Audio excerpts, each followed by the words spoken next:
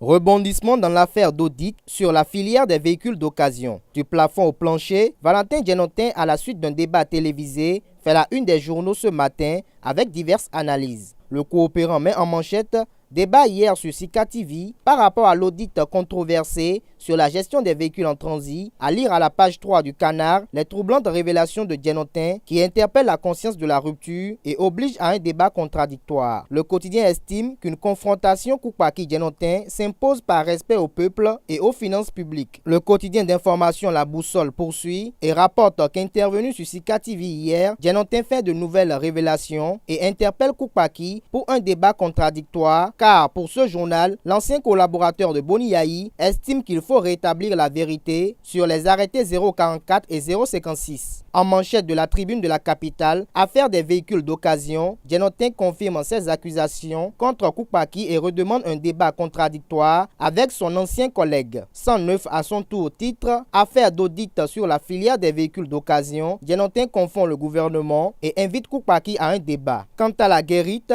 débat autour des réformes politiques, les forces Cori pour un Bénin émergent FCBE s'opposent au mandat unique selon l'honorable Valentin Djenotin. L'humanité met à la une, audit redevance de l'escorte des véhicules d'occasion, Valentin Djenotin cloue le bec à Pascal Irené Koupaki. Matin Libre conclut qu'après 100 jours de ronde d'observation, les yaïstes lancent l'assaut contre le régime Talon. Communal Info s'interroge ce jour en manchette à la municipalité d'Alada, notamment sur la destitution du maire tant souhaité par 13 conseillers municipaux de la dite commune et s'interroge d'une part sur ce que gagne Dassigli en installant le dilatoire et d'autre part, Digla serait-il son protégé ou l'a-t-il corrompu? L'humanité met en manchette supposée destitution du maire Souradjou Karimou.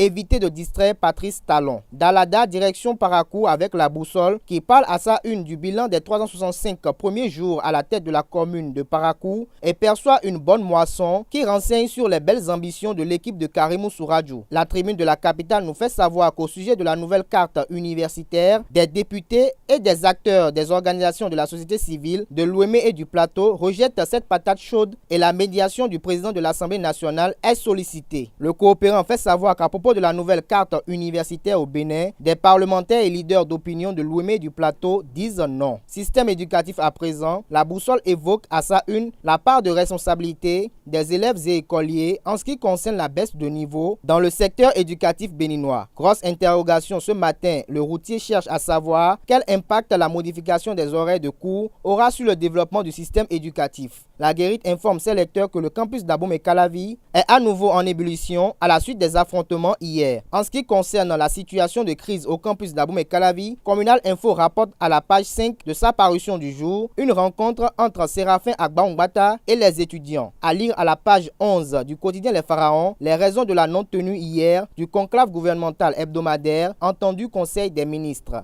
Sport pour finir, la Guérite apporte la nouvelle selon laquelle de troublantes révélations sur la gestion d'Augustin Aranvo-Ebla figurent dans les résultats de la mission d'audit de la FIFA.